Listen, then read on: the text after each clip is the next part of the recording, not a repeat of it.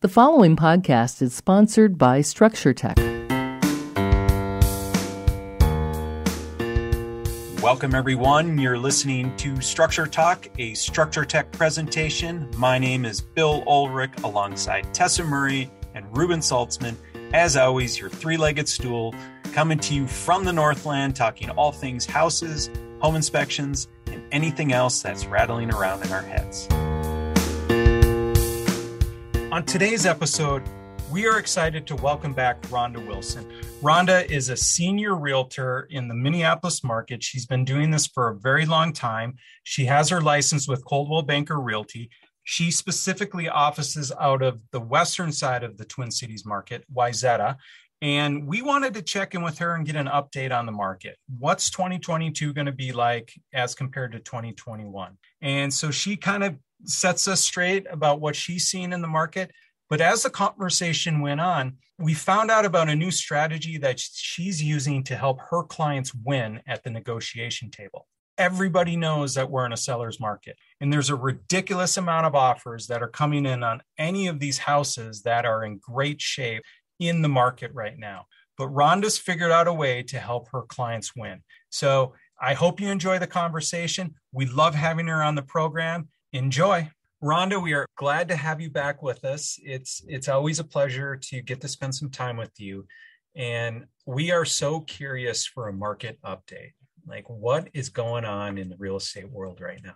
Okay, well, it is crazy. It's crazier than it's ever been. In my years I've been in the business, and even back when, the foreclosure period, that was really hard times. That was hard to sell properties. And now it's the exact opposite. There's so many multiple offers, and it's really hard for buyers, very hard for a buyer to get. And it's not even just in certain locations, it's everywhere. It's even rural areas, and people are buying cabins and everything. And you have to be prepared, and you have to have a good down payment, because sellers want buyers that are going to close. And when you have multiple offers, they pick the most likely buyer with the highest, likely to close buyer with the highest offering price.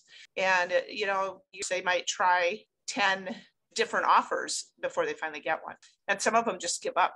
So it's very difficult. I was doing some market statistics for you guys. And the places that are the most reliable for us to go to are MAAR, MAAR, with Minneapolis Area Association of Realtors. And that, is a local thing. And then there's NAR, which is National Association of Realtors. And just to put it in perspective, for MAAR, in our market, in 2021, 6.1 million sales. And they're expected for 2022 to be 6.4. And the number of average offers on a house is 3.8 overall, 3.8 offers. So most sellers can expect to get multiple offers. And then from the NAR, National Association of Realtors, we had the median sale price for our area here went from $305,000 to $339,900, $340,000. That's a big jump in 1 year from 20 to 21. And so people who do get to buy a house end up, enjoying appreciation, and we hope that it hangs around. I don't know if it will. And then there's what's now a new term called exburbs. Instead of suburbs, it's exburbs. Exburbs, EXBURBS, is the new term for going out rural. And those people are enjoying the same increase in price. So even if you try, you get more house for the money, a bigger house, a bigger yard if you go rural, but it's still, relatively speaking, expensive. So it's really hard for buyers. So, and I work both buyers and sellers. And, the name of the game as a real estate agent right now is I want listings because they sell, and it's easy, fairly easy. Buyers, you have to go out and show them all these properties and write several offers. And so I'm always trying to figure out how can I save my time and my client's time and not go through the pain of a buyer not getting a house. So I have kind of come up with some things that I do for buyers and things that I do for sellers to get the most money for the seller and for the buyer to be the successful one to get it. So I could share that with you if you guys are interested in that information. Well, I'd like to ask you a question about the sellers. What are you able to do with sellers to kind of coax them into putting their house on the market, right? Because we've heard about this inventory crunch, and it feels like until a seller puts their house up for sale, we're never going to see this logjam pass or break loose. Yeah, so how do you as agents get more inventory on the market? Like what kind of that's hard, because if you're a seller and you're gonna sell your house, but you're gonna replace it and make another purchase, you're in the same boat. You're gonna experience the same thing, and nobody likes to overpay for something. So some agents I've heard, and I think it's a good idea, is to have a seller list a property contingent upon them being able to find a property. So a buyer would actually, give them a purchase agreement, but it's like a reverse contingency where the seller can back out if they can't find something. That's one idea. Some buyers, if they really want the house and it's a great house, are willing to take that chance, but there's a likelihood that that seller might not get a replacement house, and then they cancel the purchase agreement and they've lost time, and maybe the interest rates have gone up. To get a seller to sell, some of them want to, because they know they're going to get way more than they ever dreamed they would get. But if they're replacing it, then no. So it's hard. It's hard to get inventory. We talk about that in business meetings and stuff. And it's how do you motivate a seller? Do you believe prices are at an all-time high? Do you think there's a bubble in the market, or do you just think it's supply and demand issues? Well, nothing lasts forever. We all know that, right? So something could happen that would make it change. I don't think I've always maintained that housing is a necessity. It's one of those things that, we're always going to need food and housing. So it's a commodity that will always be popular. So from an investment standpoint, if just like buying in the stock market, if you buy for the long term, then you don't mind the ups and downs. Real estate is a really good investment for most people, unless they keep buying and selling and try to play the market. So I don't know if I answered your question or not, but one of the questions that I have is, it feels like this inventory crunch has been going on for several years, probably 2 or 3 years at a minimum.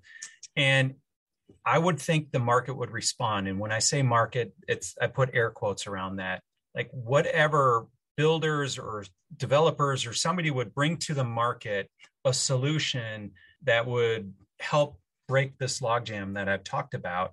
But for an older, like somebody my parents' age who are in their 70s, they're not moving out of their house. They've decided they're going to go down in this house. My dad would like to downsize, but frankly, it's going to cost him as much or more to downsize than it would be just to stay in his new house. Why hasn't the market responded with more inventory? Well, it all begins with new construction. Truthfully, that's what drives it is, and it's too expensive to build. I mean, to get the land. And I noticed, interesting thing, the city of Minneapolis used to they now allow in certain areas and with a certain width of lot, you could tear down a house and put up like a townhome. I sold one, it's 3 put together, and there's 2 and 3, so you don't, because the lot's not wide enough to have more than that, but they're allowing that. And so that's interesting. The one I sold had an elevator in it, so anybody of any age could live there, but it's really expensive. So that's a little bit of a solution if you can fit more housing on one lot from a savings standpoint, but it's really expensive to build anything now. I mean, it's, the shortages and the uncertainty of the cost of materials and availability is really hard. It always has relied on new construction. And when new construction's down, that's when you get the logjam. Now, Rhonda, I want to ask you a little bit about our world as home inspectors. I mean, we're super concerned about people being able to get into houses and get them inspected, because that's our lifeblood. If people don't get home inspections, we don't work. And we've seen a lot of people skipping the home inspection. It happened a lot last year, and it doesn't seem to have let up. I thought it was just kind of a temporary thing that was going to go for a few months. But here we are well into 2022, and it doesn't seem to have let up. Are you seeing the same thing? Oh, absolutely. I mean, I have to convince people that they need to have an inspection. And so, I talk to my clients as buyers, like I have a consultation with them before I put them in my car. And I do the same thing with sellers. And that's one of my I feel is a very important criteria. So if that you are willing to have an inspection no matter what, you should not spend this much money. For most people, it's the biggest investment that they're ever making. And then they just buy it without an inspection because they want it so bad. So to overcome that, I mean, I still do, but when it wasn't a seller's market, I would have all of my listings have the seller do a home inspection. And that way we know what we're selling. We know what it's worth. We know if there's any big problems, and it just saves time and money, and the buyers love it. And it keeps them from having an inspection done when you have a really good inspection report and they feel like you're really disclosing everything. They're not afraid to buy, and it brings more money to the seller. So now I'll flip to today, where I try to convince the seller to have an inspection, and then they come back and say, well, what if the buyer doesn't require one? Then I've spent money on the inspection and I've disclosed stuff that I didn't know before. And so kind of hard to argue with that, but I tell them to do it anyway. Now I'm onto something that is working really well for me, and that is coaching my buyers that, you're going to be in this sea of offers, and who knows how many there's going to be, and you still do not buy a house without an inspection. And it's hard to do because maybe the house goes on the market on Friday and offers are due on Sunday at noon.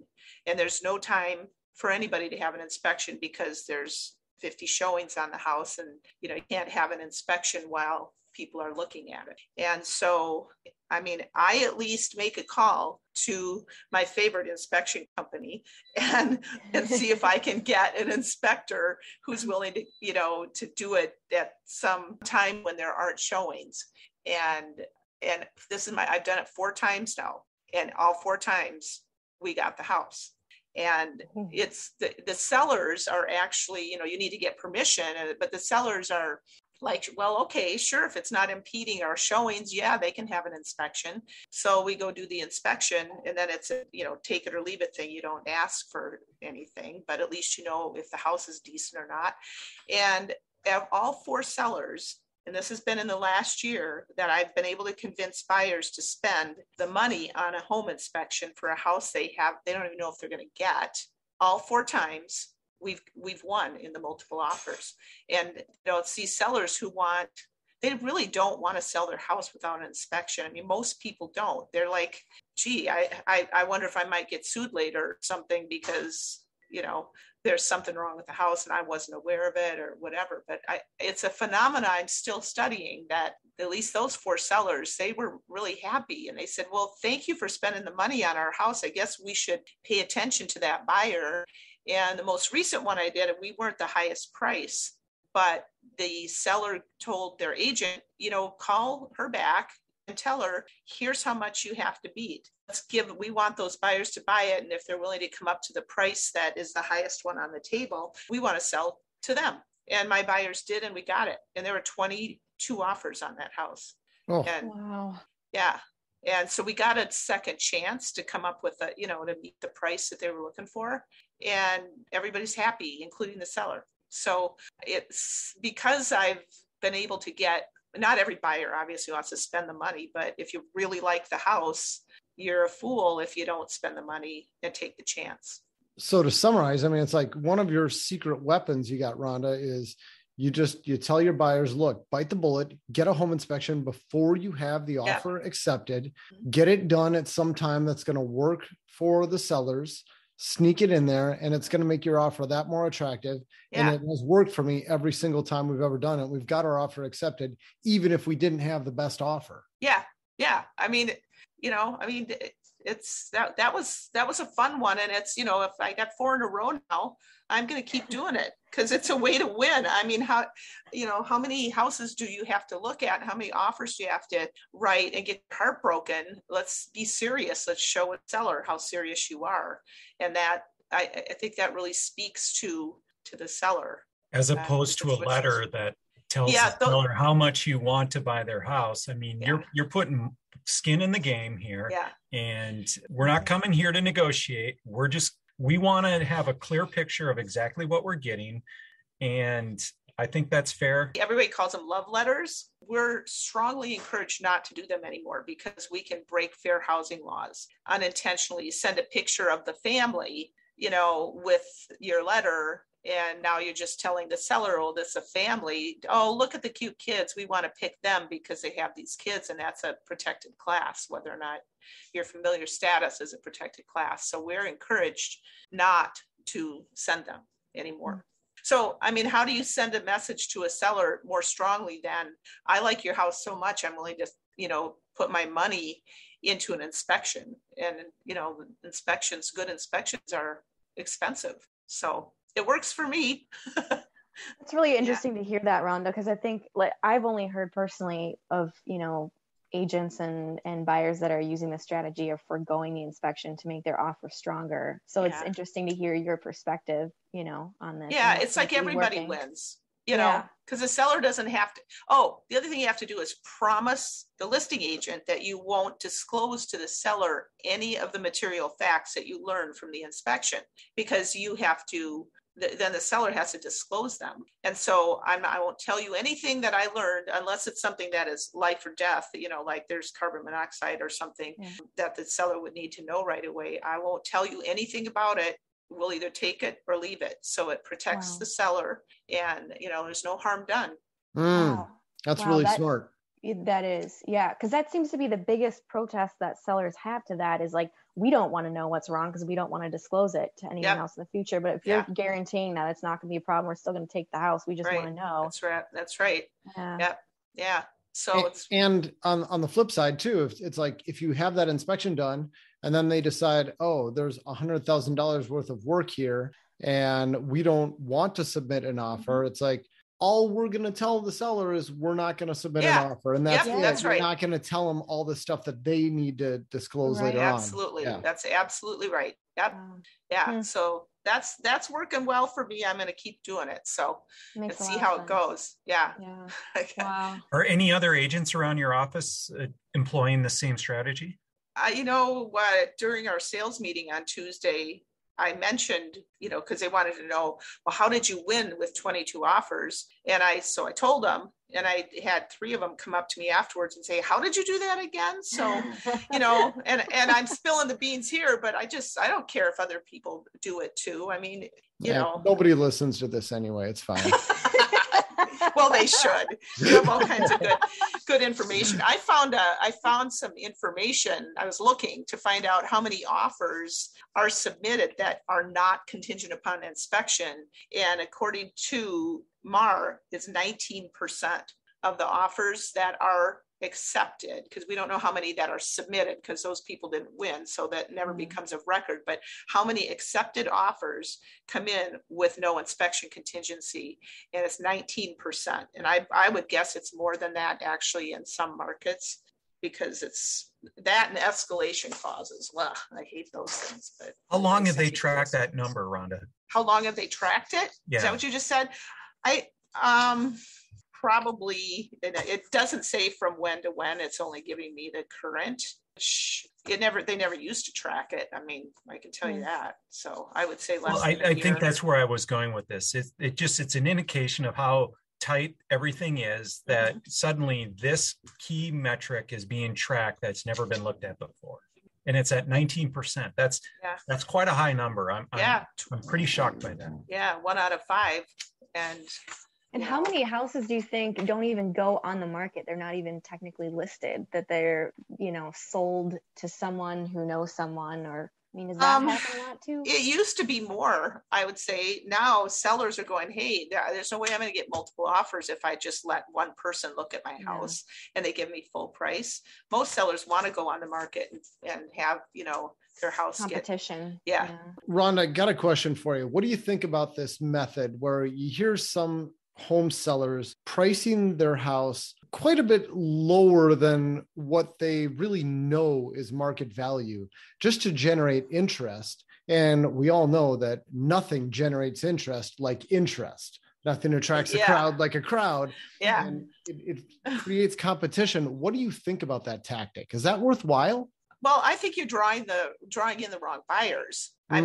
You're getting buyers, if somebody's going to price something at 400 and it's worth, 425 or something like that, maybe it's okay. But if it was worth 450, you're going to get the $400,000 buyers. They do serve a purpose because they show up and create that interest you're talking about. But when it comes down to really picking a buyer, they may not qualify for it. So what I do, and I think I'm doing the right thing, is I tell sellers, we have to price your home like an appraiser would price it, because your buyer's probably going to have an appraisal. We have to worry about that, because then all the other buyers are gone, and we have this winning buyer, and the house just sold for way more than the asking price. So what are we going to do if the appraisal comes in low? And if you've got the house priced where fairly certain, there's never a guaranteed, but that because you compared one stories with one stories, and that you did the things that an appraisal,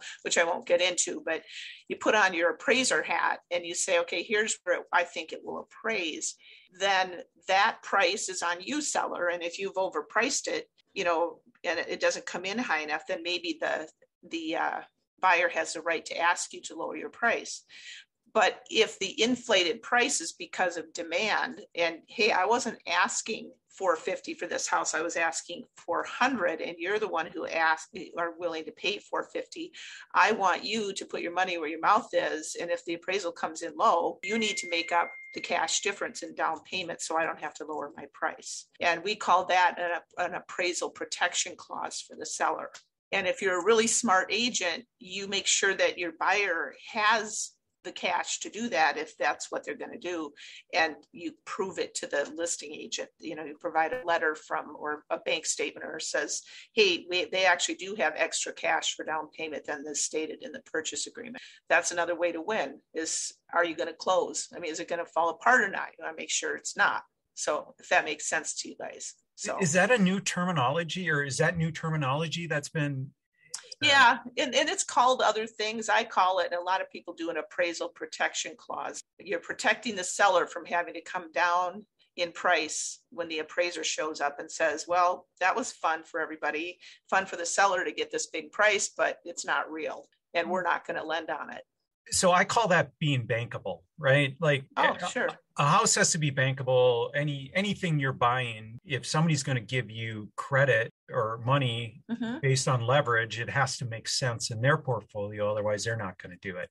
And if it doesn't make sense, yeah, you can bridge the gap, but then they might ask you, well, why are you overpaying so much? Like, what sense does that make? I know. It's true. It is true. Why are you? Yeah. Because you have no choice if you want to buy a house, So, we don't have the same issues as we did back when, in the foreclosure days, when there was lender fraud, anything appraised, no matter what.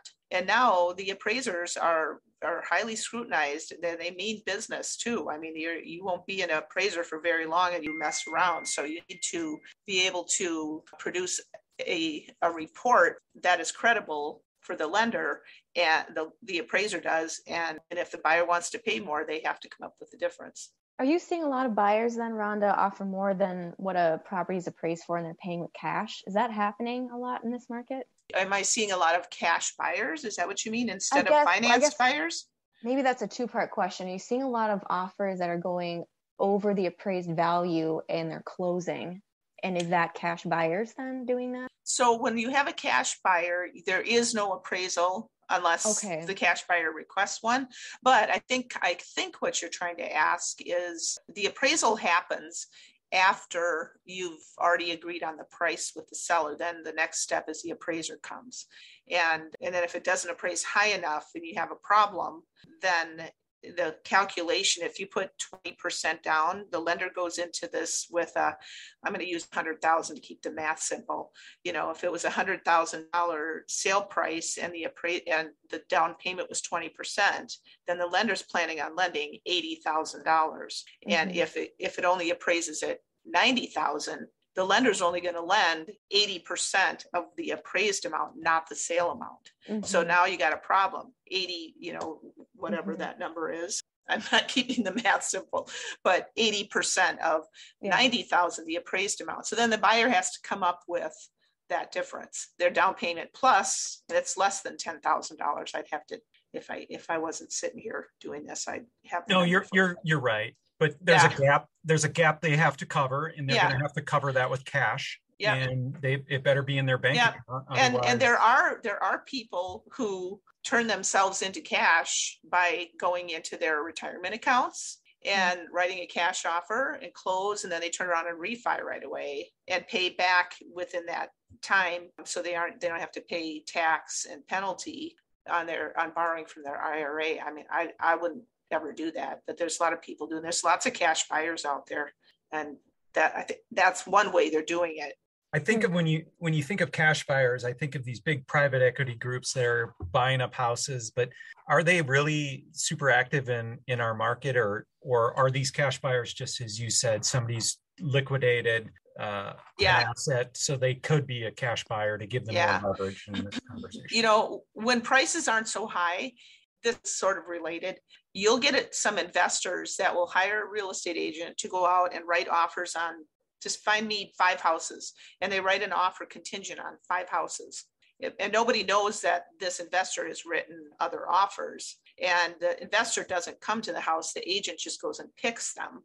And then they always have a contingency, an inspection contingency in there. And so once the offers are all accepted, then the investor shows up and goes and looks at them. And if he doesn't like them, he cancels the purchase agreement. And that's a real bummer if you're a seller that fell victim to that, because you just wasted time on the market thinking it was sold, and it wasn't really. It was just a chance of selling, but you didn't know. That's not fun. No. Those have been out there in the past. I haven't seen. I don't think they're out there now because the market's too hot. In all your years doing this, would you describe this market as the most unusual that you've been in, like maybe the last 2 or 3 years, or how does it fit into your career overall? It is the hardest and most heartbreaking market. You know, it's all about buyers. Buyers are who drive our market. And if they can't get housing, it starts with first-time home buyers. And then the other level is new construction, which usually they aren't. A first-time home buyer doesn't usually buy new construction. But if first-time home buyers can't buy a house to eventually sell and be replaced, those turnover, first-time home buyers live in their home for about 3 years, and then then their lives change and they can make more money, and then they get replaced with other first-time home buyers. When it becomes unaffordable, then that's when you get things will stall. So we have to. I don't know how long this is going to go on, but the first-time home buyers seem to be affording it. But at some point, I mean, if we had 11.4% appreciation in the Twin Cities in 2021, and in 2020 it was 8%, and those two added together are over 20%. And if you compounded it, which is what you really should do, it's even more than that. So to have somebody have to pay 120% more, a year and a half or 2 years later. I mean, it's good if you bought and you have equity. It's great, because you can have some instant equity, but it's really hard to jump in the market. So, even if you have that equity, you have to live somewhere. So either you put it into rent or you put it into another property, and it's just transferring that equity. Yeah. It's such the game of balance here is really interesting, because you have banks, you can't go too high because you have to get a loan, or there's so many moving parts in here. Are you seeing a lot of people that can't afford houses and can't, their offers aren't being accepted? What are they doing? Are they renting then? And that's why rents are so high. Rents are so high because there's people who can't buy, and they give up, and then they go commit themselves to a 1-year lease or something, and rents are out of this world. It's really tough nobody's really winning it unless you own property that you're selling and it's your principal residence, and you probably don't have to pay capital gains tax, and you got someplace else to live. I mean, it's a great time to buy for those people. But if you have to replace your property with something else, you're just subject to the same as being a buyer. Cycle. Yeah, it's hard. So it's hard. It's hard. I mean, I'm sorry. It's like I would have, I hate to say this because I work with all price ranges, but somebody sent me a lead for like somebody could spend $200,000, and I just know that can't find them anything that they can buy for $200,000 in the community they wanted to buy in. And so, it's like this isn't me. I usually help everybody, but it's not worth my time because I know it's not a happening thing. Wow. So, what would you say like the price point is now then for like a first time home buyer? $350, depends on the community. $350, which you probably sell for about $375 or $400. And some first time home buyers, if they're dual income earners in there, they come in at the 500s. So that's incredible. Yeah. Wow. Ronnie, you can hear it in your voice. I mean, we can see you and we can kind of see it. You can see the empathy that you have for these people, but I just feel your pain because you just want to get started. I mean, forever in this country, home ownership has been a massive feather in somebody's cap, and it just doesn't feel as attainable as it once did. Well, the other thing is you have to be available. I mean, if you're not available, and because offers are due on Sunday at noon, and it's like, okay, well, you whatever you're doing, you better take your buyer out and make sure they see the house if they want to. So it's hard. I mean, I'm not complaining. I mean, it's good in this weird world with a pandemic that real estate is so successful right now. Yeah. And has been through the whole thing. It's odd. It's fun to get your perspective because you watch TV and you think real estate works one way and then it probably doesn't work that way at all. And thank you again for coming on. It's my pleasure. Absolutely. Market update and I feel like I'm like Debbie Downer. No. I do. We've got an affordable housing crisis in this country, and it seems like it's just going to get a little bit worse until it starts getting better. I mean, we're not seeing enough new construction coming around or affordable rentals or anything like that. It's just, it's like buckle your seatbelts, people, because our prices are going up in the Twin Cities, and they have been, it seems like, for, years, and we don't see an end in sight. I agree, Tessa. I totally do. I mean, I have a kid I'm trying to find her a house, and, I'm really picky with her. So she might fire me. I don't know. I'm kidding. I'd say she could live anywhere, just not in my basement. Well, she's in good hands with you, Rhonda. If you can't find her a house, Tessa. Then I don't know who could. So. Oh, you're so nice. Thanks. Well, Rhonda, we're going to probably put a wrap on this. Okay, great. Why don't you go ahead and tell everybody your brokerage and how people can get a hold of you, and we'll link this all up in the show. Oh, okay, sure. Okay. So I've always worked for the same company, and that is Coldwell Banker Realty. And I work out of the Wayzata office, although I mostly work at home and on the road. But still, my phone number is 612-860-0189, and I'm R. Wilson, RWILSON at cbrealty.com. Thank you. Yeah. And thank you again for all your time. It was you're welcome. And I love Structure Tech.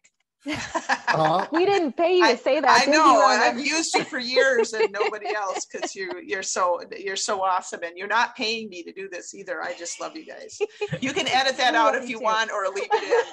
But I think we'll leave it in. Nothing but glowing reports for you guys. You help me be successful, So the world needs more agents like you, though, Rhonda, and it's really inspiring to hear your kind of new tricks that you have with getting buyers to do inspections in this market. Yeah, thanks for sharing. Yeah, you're welcome. Yeah, well, I hope it helps somebody else. I mean, even an agent could call me because, not that I know it all, I don't, but it is, most of them say, how do you get people to pay for an inspection? And it's like, it's not hard.